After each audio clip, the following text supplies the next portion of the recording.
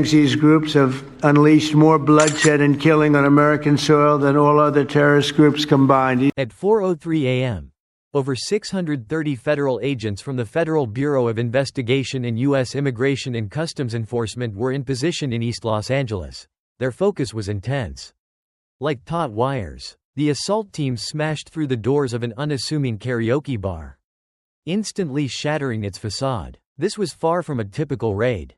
What they uncovered was an extensive U.S.-China linked operation concealed behind the neon signs: forced labor dormitories, workers pressured and trafficked from Fujian and Guangdong provinces, and a chemical factory actively producing the base components for massive fentanyl creation. Above ground, a series of seemingly innocent businesses, karaoke lounges, massage parlors, restaurants, were discovered, yet each functioned as a part in a clandestine apparatus that smuggled pills, people, and dual-use technology across state borders. This wasn't merely an administrative inspection. It represented a strategic attack by the U.S. government against a crime nexus that operated like a transnational corporate structure. The biggest surprise came when agents moved into the basement. What they unearthed compelled a complete reassessment of their strategy and initiated a cascade of synchronized raids targeting 14 locations across 4 different states. What lay hidden in the depths was significantly more than just a drug lab. What secrets were lurking beneath? If you want to find out how this criminal network extended past Los Angeles and what U.S. agencies discovered next, hit subscribe to Military Power, because the forthcoming revelations could change everything. In an East Los Angeles Chinese-owned restaurant, local police first observed delivery trucks unloading boxes late at night. The vehicles were equipped with refrigeration units, but the timing and contents didn't align with the typical needs of a dining establishment. Soon after, U.S. Immigration and Customs Enforcement flagged a shipment of imported food packaging crates that emitted an unusually strong chemical odor, though officially declared as soy sauce and frozen squid. The interior contents appeared to be mismatched with the accompanying paperwork. These minor anomalies prompted a detailed investigation. By correlating data points across various agencies, investigators identified a consistent pattern: multiple small wire transfers to the same bank account, bulk purchases of prepaid SIM cards under corporate fronts, and dozens of apartments leased under a single limited liability company.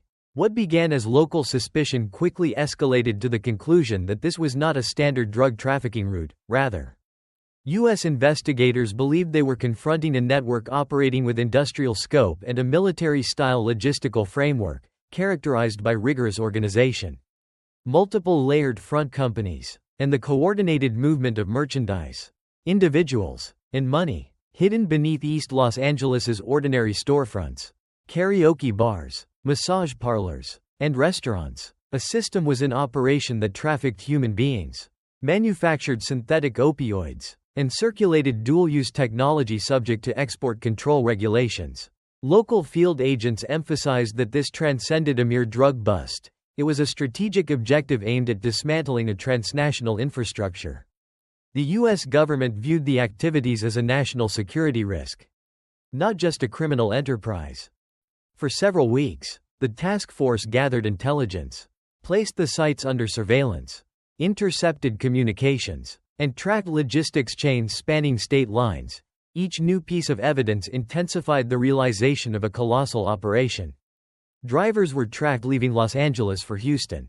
Registration documents in Chicago pointed to Shell-leased warehouses, and cargo manifests were routed through Queens. However, the most alarming development occurred when agents penetrated beyond the superficial layer of the East LA building. Concealed behind false walls in the basement and heavy doors was the network's true engine. At that point, investigators understood that the visible locations, the karaoke bars and restaurants, were merely the visible fraction of the iceberg. The vast majority of the operation was buried underground in Los Angeles. Consequently, the investigation transitioned from observation to direct action. Investigators now grasped that they were facing not an isolated group, but a multi-tiered organization with a profound infrastructure.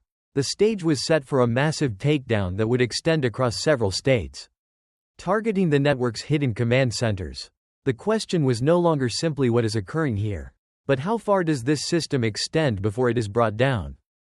The moment of the strike came when the assault team stormed what appeared to be just a neighborhood karaoke bar in East Los Angeles, on the morning of the operation. At 4:03 a.m., federal agents forced entry through the main door and found themselves in a small area of roughly 350 square feet. Instead of a room full of patrons, the space held 36 traffic workers from Fujian and Guangdong provinces. Sleeping on stacked bunk beds, 2 or 3 mattresses high, their passports were missing. Some of their cell phones were remotely locked, and others were equipped with GPS tracking devices. The scene was shocking. Beneath the neon lights and soundproof materials lay human lives held in forced confinement. Not a casual late-night entertainment spot. In the same location, investigators discovered a locked metal container filled with sealed bags that had been declared as frozen squid or soy sauce on the shipping invoice. Instead, inside were over 100 pounds of precursor chemicals used for manufacturing fentanyl. These chemicals, disguised within legitimate food packaging, exposed a system capable of producing millions of lethal doses of the synthetic opioid. According to documents from federal law enforcement and the Drug Enforcement Administration's 2024 money laundering assessment, even a few pounds of precursor can yield millions of counterfeit pills. What started as an inspection of a karaoke bar became the first breach in an industrial-scale criminal enterprise. Agents recovered records of wireless bank transfers, escrow-style shell companies, multiple apartments leased under a single corporation, and SIM cards purchased in bulk. Each discovery compiled a profile of a network that moved individuals, goods, and money with military-like precision. The decision to classify this as a strategic strike rather than a typical narcotics raid dramatically altered the investigation's scope. This location was revealed to be a critical junction in a much larger map. Transport corridors were traced from Los Angeles to Houston, Chicago, Las Vegas, and Flushing in New York. Chase records detailed cargo manifests listing soy sauce containers traveling eastward, but the contents corresponded to illegal pharmaceuticals, not food products. An internal memo noted that the shipping route from Los Angeles to Houston via cold storage, then through the Northern Loop, closely matched the seizures of pressed fentanyl pills disguised as candy in a warehouse facility. The U.S. perspective acknowledged that once precursor chemicals entered U.S. territory, the network's production sites were scattered across multiple states, and the karaoke bar was just one of many front operations.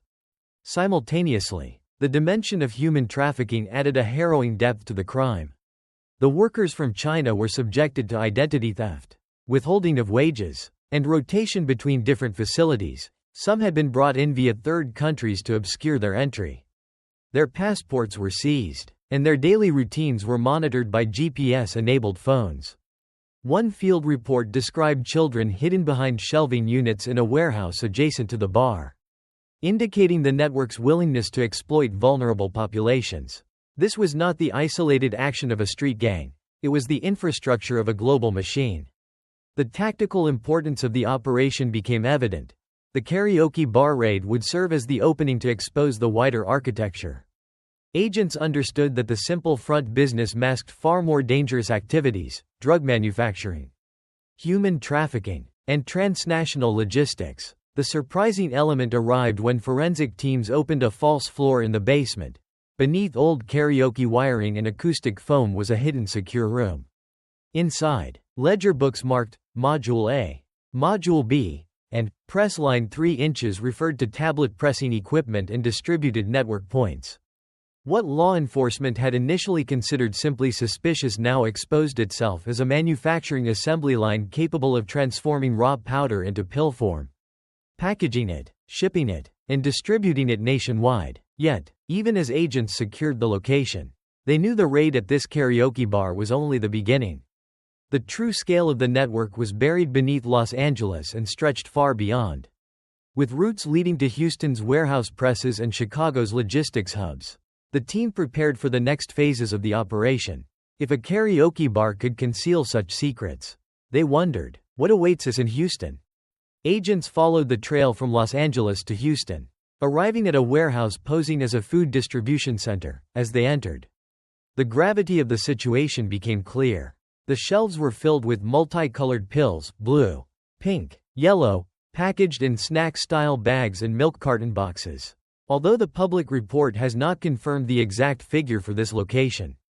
Internal intelligence suggested a cache of over 2.1 million fentanyl pills disguised as candy, ready for distribution across the U.S. The sheer volume confirmed investigators' fears. This wasn't a local stockpile, it was a national-level network. Inside the warehouse, a tactical design was revealed. Reinforced steel doors sealed off pressing rooms where raw chemicals were converted into lethal tablets. Armed guards in tactical gear patrolled the premises. Motion sensors and camera feeds tracked every movement. Investigators found wiring and booby trap configurations reminiscent of a paramilitary outpost rather than a crime warehouse. The design was unmistakable: safeguard the production line, protect the shipping routes, and intimidate any internal dissent. Perhaps the most chilling aspect was the cartel candy concept. These vividly colored pills were deliberately engineered to appeal to younger demographics, blending into the mainstream disguised as harmless gummies or colorful tablets. Experts in the field have repeatedly warned that fentanyl pressed into pill form is frequently targeted at teenagers and young adults, transforming a lethal opioid into a seemingly fashionable candy. The U.S. government views each of these pills as a potential death sentence, not just another drug seizure. As forensic teams meticulously examined packaging labels, shipping manifests, and concealment methods, they uncovered another layer. Many of these snack-style bags were routed through existing grocery supply chains, making detection significantly harder. The network exploited the appearance of innocent goods, juice cartons, frozen seafood shipments, snack bags, to mask trays of pills that would otherwise trigger alarms. And yet, the most shocking discovery wasn't in the amber-colored boxes or pallet racks. Behind a false wall, concealed in the HVAC ducting of the warehouse, investigators found an encrypted hard drive simply labeled Operations Module. Inside that storage device were transaction logs, digital maps of shipment routes, crypto ledger transfers, and lists of front companies managing delivery from Los Angeles to Houston, Chicago, Las Vegas, and New York's Flushing district. U.S. federal agents described this moment as the pivotal breakthrough.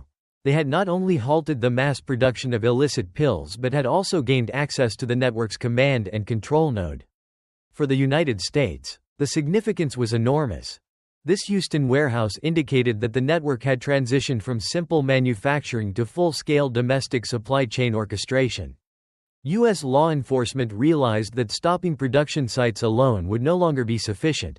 They had to dismantle the underlying logistics, financial pathways, and technological platforms making it possible. This location represented that crucial shift. Agencies now faced a system capable of flooding markets coast to coast with disguised fentanyl pills and evading detection by concealing operations within lawful-looking businesses. If a site of this nature could exist undetected inside the United States, the logical question became, what else is hidden? The FBI and ICE understood they had only uncovered the tip of an iceberg, and the true struggle was just beginning. As the investigation intensified, U.S. federal agents realized they were no longer pursuing a simple drug shipment.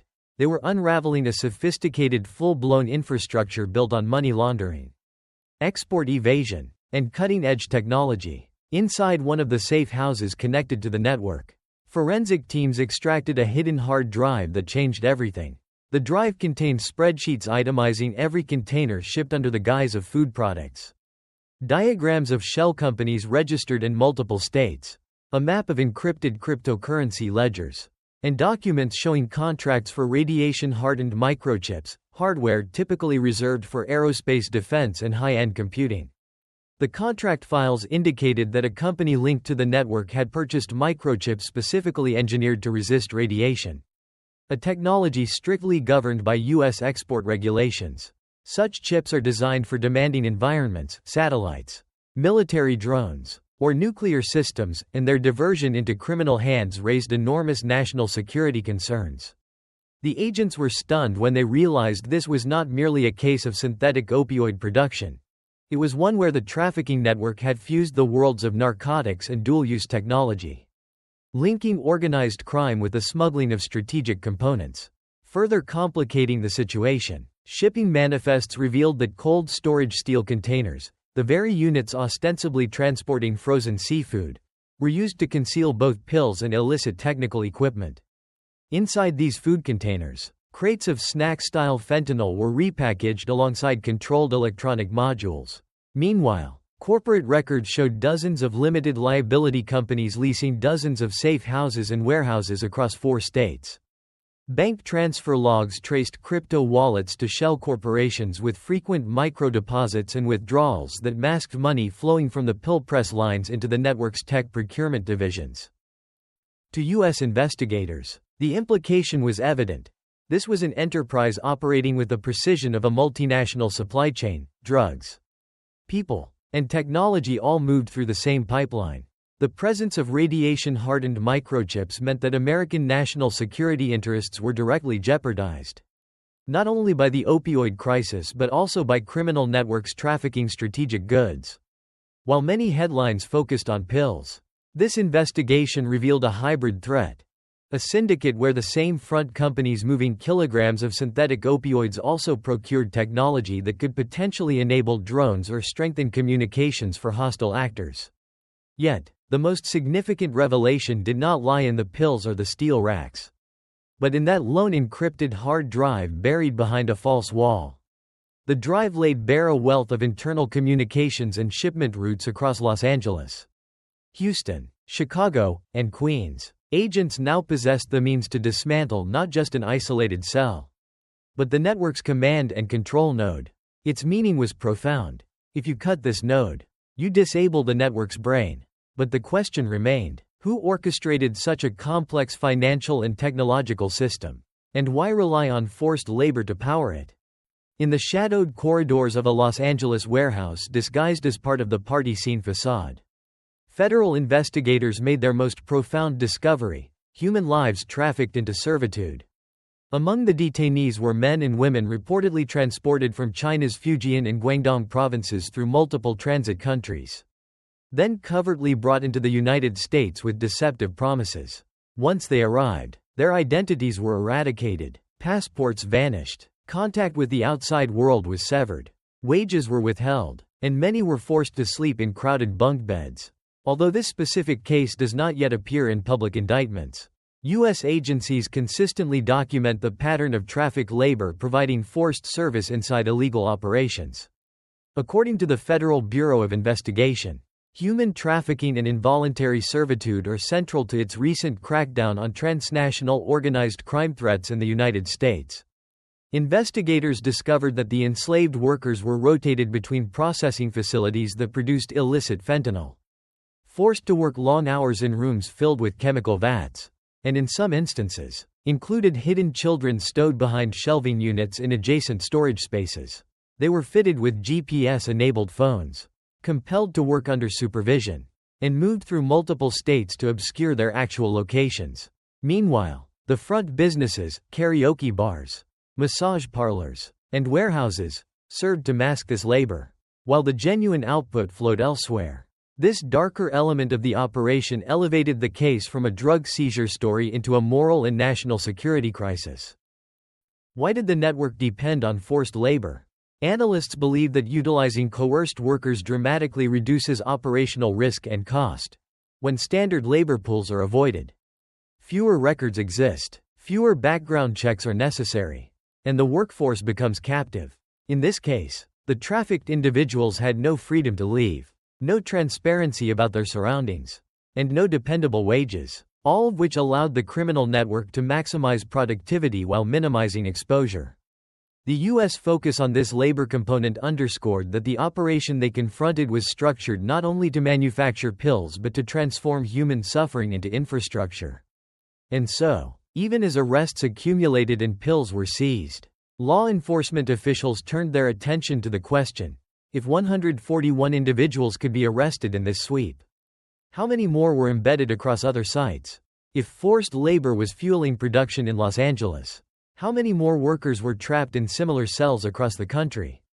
The answer was alarming. This was not a localized issue, it was a national-scale enterprise. And forced human labor was its foundation. At precisely 4:03 a.m., when most cities across the West Coast were still sleeping. The signal was finally transmitted. A brief, encrypted message moved across federal channels. In that instant, over 630 agents from the FBI, ICE, DIA, and the Department of Homeland Security launched one of the most substantial coordinated transnational crime takedowns in recent memory.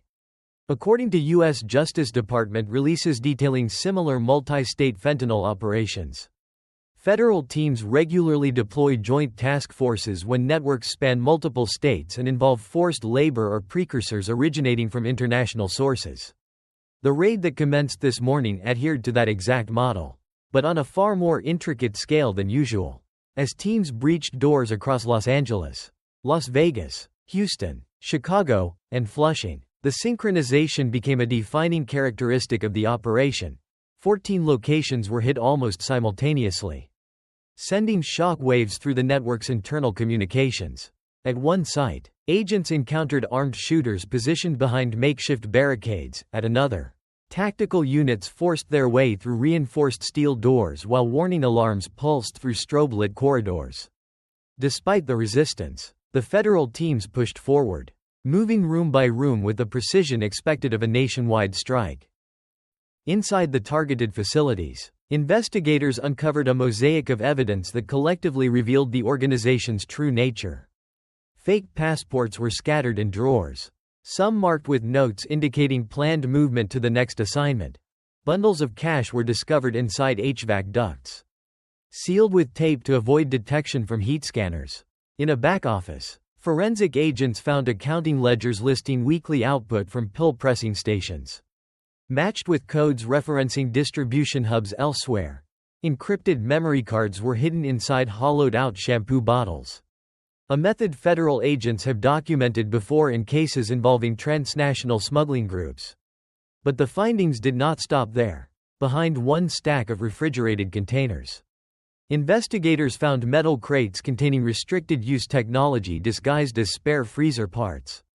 Although details remain classified, similar seizures reported by the Department of Commerce in 2024 involved attempts to smuggle sensitive electronic modules through commercial shipping lanes. The presence of these crates inside a narcotics-linked warehouse forced analysts to re-evaluate the structure. This was not just a drug pipeline, it was a hybrid system where synthetic opioids, trafficked labor, and illicit technology moved along the same hidden corridor. As dawn approached, federal command posts compiled the flow of live updates. One team reported securing a storage unit in Las Vegas containing routing documents identical to those found in Los Angeles. Another team in Chicago located a cold storage truck used to shuttle both precursor chemicals and dismantled tech components. Meanwhile, in Flushing, agents uncovered an office where money transfers, crypto conversions, and shipment bookings were managed for multiple states. According to prior public briefings on national fentanyl enforcement efforts, this pattern, a single financial node managing multiple drug corridors, aligns with the operational style of large-scale transnational organizations. Even for experienced agents, the scale was astounding: 4 states, 14 coordinated breaches, dozens of suspects, and a blueprint that suggested the network had been operating discreetly for years. By the time the raids concluded and the sun finally rose over Los Angeles, the full extent of what federal agents had uncovered became impossible to disregard. What began as suspicion about unusual deliveries and shell companies had exposed a single network merging 3 of the most dangerous forces shaping modern transnational crime: synthetic drug production, human trafficking, and the smuggling of restricted technology.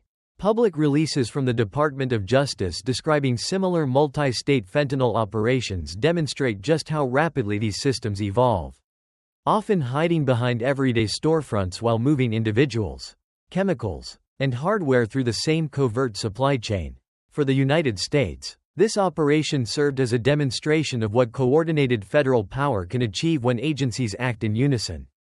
The FBI, ICE, DIA, and DHS combined data analytics, surveillance, and tactical force to strike a system that functioned like a shadow multinational corporation. Each raid peeled away another layer, exposing a structure built on coerced labor, disguised shipments, and technology that should never have reached criminal hands.